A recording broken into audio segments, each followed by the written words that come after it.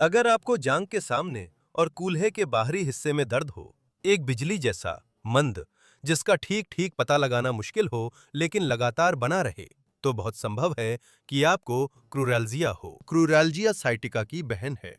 हम सभी ने साइटिका के बारे में सुना है। साइटिका वह दर्द है जो नितंब के स्तर पर होता है, जो पैर के पीछे से होकर गुजरता है, और ज्यादातर मामलों में यह डिस्क संबंधी समस्या के कारण होता है। क्रूरैल्जिया बिल्कुल वही है, बस इसमें दर्द जांघ के बाहरी और आगे के हिस्से से होकर गुजरता है। दोनों ही मामलों में इलाज न्यूरल मोबिलाइजेशन है, और मैं चाहता हूं कि आप अच्छे से समझें कि हमारा नर्वस सिस्टम कैसे काम करता है, ताकि आप समझ सकें कि ये एक्सरसाइजें क्यों असरदार हैं। हमारी रीढ़ की हड्डी पर ध्यान दें। हमारे पास अलग अलग पीली जड़ें हैं जो दोनों तरफ से निकलती हैं, और खोपड़ी के आधार से ही बहुत सारी शाखाएं निकलती हैं। इलेक्ट्रिक, जो बिजली ले जाने का काम करते हैं, और जो स्पर्श, गर्मी, ठंडक, हमारी त्वचा और हमारे जोड़ों की संवेदनाओं को मस्तिष्क तक ले जाते हैं, जैसे कि ये दो तरफा सड़क हो। हर तरफ बहुत सारी तंत्रिका जड़ें दिखाई देती हैं, जो हमारे शरीर के हर हिस्से को वह ताकत और संवेदनशीलता देती हैं। जब किसी प्रकार की डिस्कोपैथी या कमर के स्तर पर कोई समस्या होती है, तो ये नसें दब सकती हैं और कुछ लक्षण पैदा कर सकती हैं। ये दर्द सुस्त, चुभन वाला या बिजली जैसा हो सकता है, जो साधारण न्यूरल स्लाइडिंग एक्सरसाइज से काफी हद तक ठीक हो सकता है। हम जो करना चाहते हैं वो है उस नस को उसके पूरे रास्ते में, सिर से लेकर निचले अंग तक, इस मामले में पैर तक हिलाना, क्योंकि जो नसें क्रूरैल्जिया बनाती हैं वे कमर के स्तर पर शुरू होती हैं और हमारी जांघ के सामने से होते हुए पैर की नसों तक जाती हैं। हम जो चाहते हैं वो है दोनों सिरों, सिर से लेकर पैर तक, हर एक से तनाव को खींचना और छोड़ना, ताकि वो नस फिसल सके, उसका पोषण बेहतर हो सके और उसके रास्ते में दबाव की संभावना कम हो सके। ये जटिल लग सकता है, लेकिन चिंता मत करो, क्योंकि मैं तुम्हारे साथ इसे 3 अलग अलग पोज में 3 अलग अलग कठिनाइयों के साथ करूंगा, ताकि तुम वह चुन सको जो तुम्हारी क्षमताओं के अनुसार सबसे अच्छा हो। इन 3 पोज को करने के लिए तुम्हें एक चटाई, एक सोफा, एक कुर्सी और अंत में कुछ तकिए चाहिए होंगे। चलिए पोज नंबर 1 से शुरू करते हैं, जो सबसे आसान है, अगर तुम पेट के बल लेट सकते हो। इस पोज में हम पूरी तरह से रिलैक्स होकर लेटेंगे। हमारा प्यूबिस चटाई से अच्छी तरह सटा रहेगा और हमारे हाथ पिरामिड या त्रिकोण के आकार में हमारे सामने रखे होंगे। अगर तुम उन लोगों में से हो जिन्हें इस तरह लेटने पर कमर के निचले हिस्से में बहुत दर्द होता है, तो तुम नाभि और प्यूबिस के बीच एक छोटा तकिया रख सकते हो, ताकि उस तनाव को कम किया जा सके। यहां से हमें उस नस के दोनों सिरों की कल्पना करनी है। एक सिरा सिर के पास से निकलता है और दूसरा नीचे पैर तक जाता है, जैसे कोई पट्टी या तार हो जो हमारे सिर से निकलकर पैर की उंगली तक जाता है। हम एक तरफ तनाव जोड़ेंगे, उस घुटने को मोड़कर पैर की उंगली को नीचे की ओर ले जाकर, जिससे नस खिंचती है। हम इसे पैर की ओर करेंगे और फिर चाहूंगा कि आप सिर की ओर तनाव कम करें, छत की ओर देखें। इससे क्या होगा कि नस गर्दन के स्तर पर छोटी हो जाती है, लेकिन पैर के स्तर पर खिंचती है, जिससे उसकी मूवमेंट होती है। मैं पैर में ढीलापन, ठुड्डी अंदर और गर्दन में गोलाई लाता हूं, जिससे ऊपर तनाव बढ़ता है, नीचे कम हो जाता है। मैं ढीला करता हूं। हम उस नस को ऊपर की तरफ खींचते हैं। 2। अब अगले हिस्से पर चलते हैं। मैं अपनी गर्दन को पीठ की ओर ले जाता हूं, नजर छत की ओर, पैर उठाता हूं, पैर की उंगली नीचे की ओर, पैर के सामने वाले हिस्से को पूरी तरह खींचता हूं और गर्दन के स्तर पर तनाव कम करता हूं। 3।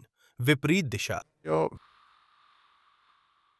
पैर की उंगली अपनी ओर, घुटना अच्छी तरह सीधा, ठुड्डी छाती पर गोलाई बनाते हुए ऊपर, पैर की उंगली नीचे की ओर, मैं छत की ओर देखता हूं। 4। हम 10 दोहराव पूरे होने तक जारी रखते हैं। यह सबसे हल्का, सबसे आसान स्तर है जो सबसे कम संवेदनाएं उत्पन्न करती है, लेकिन यह सच है कि आप गर्मी, ठंडक, जलन, संवेदनाओं में हल्की वृद्धि या न्यूरोलॉजिकल लक्षणों में वृद्धि महसूस कर सकते हैं। जांघ के सामने वाले हिस्से या पैर के बाहरी हिस्से में दर्द का बढ़ना पूरी तरह से सामान्य है, क्योंकि हम नस को हिला रहे हैं और इससे थोड़ी जलन हो सकती है। हम नस को उसकी प्रकृति के अनुसार हिला रहे हैं। रुकावटें या चिपकाव से बचाने के लिए नस के रास्ते में कहीं भी उसकी झिल्ली को हिलाया जाता है। हम 4 और करेंगे क्योंकि मैं गिनती भूल गया हूं।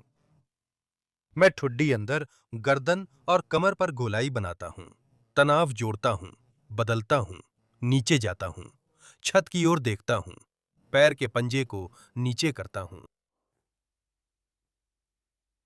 और कुछ सेकंड तक बनाए रखता हूं। अगर आपको गर्दन में समस्या है, चक्कर आते हैं या गर्दन में दर्द है, तो आप यह व्यायाम बहुत धीरे-धीरे कर सकते हैं या सिर्फ पैर को हिला सकते हैं और सिर को, उदाहरण के लिए, तटस्थ स्थिति में रख सकते हैं। यह बहुत प्रभावी नहीं है, लेकिन यह एक अलग तरीका है। यह सबसे हल्का स्तर है। यह सबसे कम संवेदनाएं उत्पन्न करता है। अब हम एक दूसरा, अधिक सुलभ स्तर देखेंगे। आप पेट के बल लेट सकते हैं और जिनको गर्दन में ज्यादा समस्या है, उनके लिए भी। हम 2 और करेंगे। मैं ठुड्डी अंदर करता हूं, गर्दन को गोल करता हूं, पीठ के ऊपरी हिस्से को गोल करता हूं, पैर सीधा करता हूं, पैर के पंजे को अपनी ओर खींचता हूं, उस गर्दन की रीढ़ को मोड़ता हूं, छत की ओर देखता हूं, गर्दन की टेंशन हटाता हूं और पैर में टेंशन जोड़ता हूं। आखिरी, यह व्यायाम कमर के लिए भी चुनौतीपूर्ण है। अगर आपको कोई असुविधा महसूस हो, तो बिना झिझक अगला वेरिएंट खड़े होकर करें। बहुत अच्छा। खत्म करने के बाद मैं आपको सलाह दूंगा कि अचानक ना उठें, क्योंकि हमने काफी देर तक कमर को पीछे की ओर मोड़ा है। हम पेट के बल लेट जाते हैं। इस दौरान कमर के हिस्से में कुछ असुविधा महसूस हो सकती है। इसके बाद हम थोड़ा सा करवट लेकर लेटते हैं और तब तक सांस लेते हैं जब तक आपको महसूस ना हो कि कमर का वह हिस्सा ढीला पड़ गया है। इसके बाद हम खड़े होकर अभ्यास का एक और रूप करते हैं और अंत में सोफे पर लौटते हैं ताकि एक और बड़ी कठिनाई का सामना कर सकें। कुर्सी लें या फर्नीचर दीवार के पास खड़े हों। मेरे लिए कोरैल्जिया के लिए नसों को सरकाने वाले व्यायाम का यह सबसे आरामदायक तरीका है, क्योंकि इसे खड़े होकर किया जा सकता है और घुटनों को जमीन पर नहीं टिकाना पड़ता। हम दाहिने पैर के उदाहरण के साथ जारी रखेंगे और यह मूल रूप से उसी पर आधारित है जो हमने पहले देखा था, लेकिन एक अलग स्थिति से। हम उस कुर्सी का सहारा लेते हैं, अपने दाहिने हाथ से टखने को पकड़ते हैं। यहां हम जांग के अगले हिस्से में कुछ खिंचाव डाल रहे हैं। अगर और खिंचाव चाहिए तो घुटने को और पीछे ले जाएं। इससे जांग के अगले हिस्से में ज्यादा खिंचाव और कसाव होगा। यह निचले हिस्से, यानी सबसे दूर वाले हिस्से के बारे में था। अगर हम ऊपर के हिस्से पर काम करना चाहते हैं, खिंचाव को बढ़ाना या घटाना चाहते हैं, तो वो सिर की हरकत है जो हमने पहले देखी है। अगर हम छत की तरफ देखते हैं तो यह छोटा कर देते हैं और खिंचाव हटा देते हैं। अगर हम नीचे देखते हैं और पीठ को गोल करते हैं तो हम ऊपर के हिस्से में खिंचाव बढ़ा देते हैं। मूल बात यह है कि दोनों के बीच बारी-बारी करना है। अगर मैं ऊपर के हिस्से से खिंचाव हटाता हूं तो मैं अपनी टांग पीछे ले जाता हूं। इस तरह मैं उस नस को नीचे पैर की तरफ खींच रहा हूं। अगर मैं पैर को नीचे की ओर मोड़ूं तो और अच्छा होगा। और इसके विपरीत, अगर मैं अपने पैर की उंगलियों को अपनी ओर लाता हूं, घुटने को छाती की तरफ लाता हूं, पीठ को गोल करता हूं और ठुड्डी को छाती की तरफ लाता हूं, तो मैं गर्दन के स्तर पर खिंचाव ला रहा हूं और टांग के स्तर से वह खिंचाव हटा रहा हूं। वही बात जो हमने पहले भी कही थी। हम एक जगह से खींचते हैं, दूसरी जगह से खींचते हैं, उसकी सरकने की क्षमता बेहतर बनाते हैं ताकि उसके रास्ते में किसी भी तरह के दबाव को कम किया जा सके। हम 10 बार दोहराएंगे, जांचेंगे और फिर जमीन पर स्तर 3 के साथ आगे बढ़ेंगे। ये स्तर मैं तुम्हें तभी सुझाऊंगा अगर पहला स्तर तुम्हें ठीक लगा हो या अगर पेट के बल लेटने की स्थिति में तुम्हें कोई दिक्कत हुई हो। चलो शुरू करते हैं। सांस लो, घुटना पीछे ले जाओ, पंजा नीचे की ओर करो, छत की तरफ देखो, सांस छोड़ो और फिर उल्टा करो। पंजा अपनी ओर खींचो, पीठ गोल करो, ठुड्डी छाती से लगाओ, घुटना उठाओ। 1 3 4 5 7 8 15 19 22 25, 26, 27, 28, 30, 35, 34, 36, 37, 39, 40, 42, 43, 44, 45, 46, 50, 51, 52, 53, 55, 56, 67, 68, 69, 70, 71, 72, Vical, 3. 73, 74, 75, 76, 77, 78, 79, 82, 92, 93, 94, 4. 95,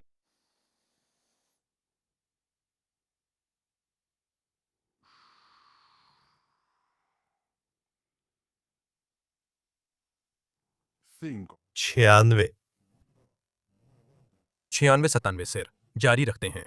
मैं उस घुटने को पीछे ले जा रहा हूं। 98, 99, 100, 100, 100, 100। गर्दन के स्तर पर मैं नीचे की ओर तनाव जोड़ता हूं। पैर की उंगलियां तान कर नीचे की ओर छोड़ते हैं। 25, 26, 27, 28, 29, 30, 31, 32, 33, 36, 37, 38, 39, 40, 41, 46, 47, 51,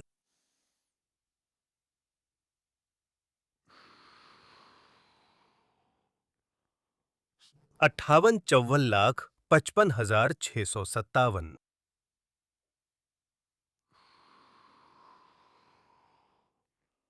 83, 84, 86, 89, 90, 97, 99, 100,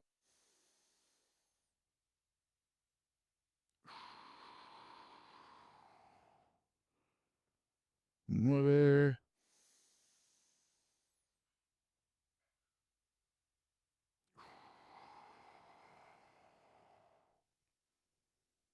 और 10। पैर को आराम देते हैं, थोड़ा चलते हैं। आप जानते हैं कि नस में तनाव बढ़ने के कारण कभी-कभी हल्का दर्द महसूस हो सकता है। इसके बाद हम फिर से आखिरी स्तर के लिए चटाई पर लौटते हैं। हम सब कुछ तैयार कर चुके हैं, स्टूल, सोफा, 2 कुशन, ताकि तीसरे स्तर पर काम कर सकें। यह सबसे कठिन और जटिल है। मैं सलाह दूंगा कि इसे तभी करें जब पहले दोनों स्तर अच्छे से काम कर चुके हों, क्योंकि यह एक्रोबैटिक पोज है। यहां हमने 2 कैमरे लगाए हैं ताकि आपको अभ्यास की कोई भी बारीकी छूट न जाए। और हमें 2 कुशन, सोफा और एक स्टूल की जरूरत पड़ेगी। उस स्टूल को अपने सामने रखें और सोफा आपकी पीठ की तरफ हो। एक घुटना रखें। इस बार हम बाएं पैर पर काम करेंगे। पैर को कुशनों पर रखें। घुटने पर दबाव पड़ेगा, इसलिए सुनिश्चित करें कि आप कई कुशन रखें ताकि आपका पैर सोफा पर टिका रहे।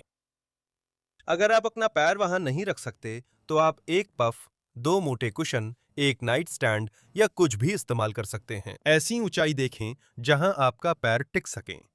उस स्टूल पर अच्छे से सहारा लें और दूसरी टांग को आगे निकालें। सुनिश्चित करें कि आप लचीले पैंट पहनें, वरना वह फट सकता है। और यहां से खुद को सीधा खड़ा करें। जैसा कि आपने पिछले वेरिएंट्स फॉलो किए हैं, तो अब तक समझ आ गया होगा कि हम सभी तंत्रिका जड़ों पर काफी खिंचाव ला रहे हैं।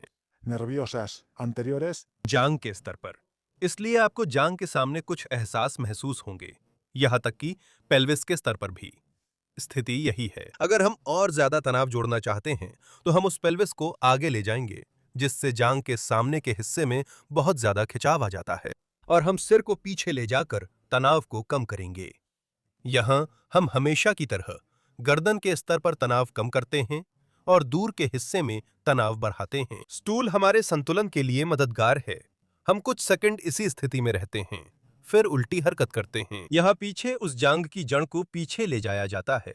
मैं अपनी पीठ को गोल करता हूँ, अपने शरीर को छाती की ओर लाता हूँ, जिससे ऊपर के हिस्से में, सबसे नजदीकी हिस्से में तनाव बढ़ता है, लेकिन सबसे दूर के हिस्से में तनाव कम हो जाता है। हम एक और दूसरे के बीच बारी बारी से करते हैं। हम हमेशा की तरह एक सिरे को खींचते हैं, दूसरे सिरे को खींचते हैं, उस नस को ऊपर और नीचे सरकाते हैं, ताकि फिर से वे चिपकने टूट जाएं और रुकावट कम हो जाए। मूल रूप से हम एक जगह से खींचते हैं, फिर दूसरी जगह से खींचते हैं, एक जगह से खींचते हैं, फिर दूसरी जगह से खींचते हैं। जैसा कि हमने वीडियो की शुरुआत में सिद्धांत देखा था, हम 10 बार दोहराएंगे। यहां से सांस लो, सांस छोड़ो, पेल्विस आगे, सिर पीछे, छत की ओर देखो। नीचे तनाव जोड़ता हूं, खोपड़ी के आधार पर कम करता हूं। सांस लेता हूं। इसके उलट पेल्विस अंदर कर खुद को गोल करता हूं। अंदर आओ। और मैं थोड़ा पीछे की ओर बैठता हूं ताकि जांग के स्तर पर कम तनाव हो। मैं सांस लेता हूं। मेरा प्यूबिस कुर्सी के पास आती है, सिर छत की ओर उठता है, छोड़ते हैं।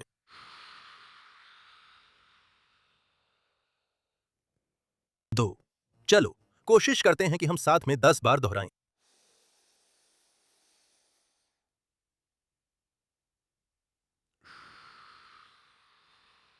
पहले से ज्यादा तीव्र, ज्यादा चुनौतीपूर्ण, ये ज्यादा संवेदनाएं पैदा कर सकता है। यहां तक कि दर्द में क्षणिक बढ़ोतरी भी हो सकती है।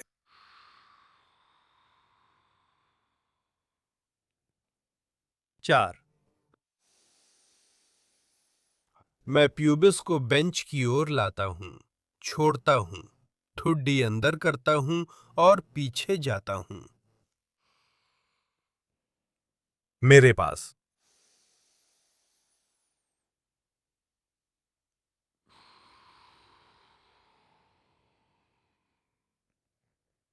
6।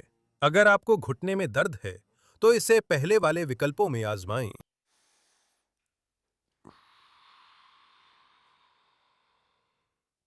7। अगर आपको गर्दन में तकलीफ है तो इसे सिर की पोजीशन बदले बिना करें। यह भी बहुत अच्छा है। हम तनाव जोड़ते हैं और फिर रिलैक्स करते हैं। 8। आखिरी 2।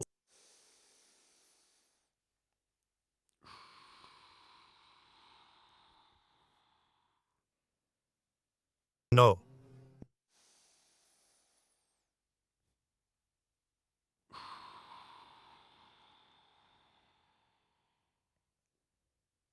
10। बहुत अच्छा, शानदार अनुभव। क्रूराल्जिया के लिए व्यायाम थोड़े असुविधाजनक होते हैं, जिनमें कुछ स्थितियां या पोजीशन थोड़ी ज्यादा कठिन होती हैं। सभी को आजमाएं। इन तीनों में हमने अलग-अलग कठिनाइयां देखी हैं। कोशिश करें कि आप हिलें और कम से कम 3 से 4 सेट में 10-10 बार दोहराएं। हमने सिर्फ एक ही सेट किया है। आपको एक सेट करना चाहिए, फिर 30 से 40 सेकंड आराम करना चाहिए, फिर दूसरा सेट करना चाहिए, फिर आराम करना चाहिए और इसी तरह 4 सेट पूरे करने चाहिए। दिन में 2 बार 4 सेट का एक राउंड उस नस को गतिशील करना शुरू करने, उसकी विशेषताओं को सुधारने व संवेदनाओं को कम करने के लिए काफी है। आशा है आपने अपनी क्षमता अनुसार सही कठिनाई चुनी होगी। वीडियो पसंद आया होगा और इसे क्रूराल्जिया से पीड़ित लोगों संग साझा करेंगे, जो पीठ से जुड़ी सबसे ज्यादा अनदेखी की जाने वाली समस्याओं में से एक है। और सबसे जरूरी बात, आप भविष्य में भी मेरे चैनल पर लौटें ताकि हम लगातार सुधार कर सकें। साथ ही जाने से पहले याद दिला दूं कि हर रविवार मैं पूरे हफ्ते के वीडियो भेजता हूं। मेरे कंटेंट से अपडेट रहने और सेहत का ध्यान रखने का यह बेहतरीन तरीका है। सब्सक्राइब करना पूरी तरह मुफ्त है। आपको बस एक इमेज पर क्लिक करना है, जो ठीक यहां बाईं ओर मेरे चेहरे के ऊपर दिखाई देगी, जिसमें एक ईमेल, एक लिफाफा होगा। आप अंदर जाएं, अपना ईमेल डालें और आप रजिस्टर हो जाएंगे और अगला न्यूज़लेटर रविवार को आपको मिल जाएगा। नमस्कार और उम्मीद करता हूं आपसे बहुत बहुत जल्द मुलाकात होगी। चाओ दोस्तों, अलविदा।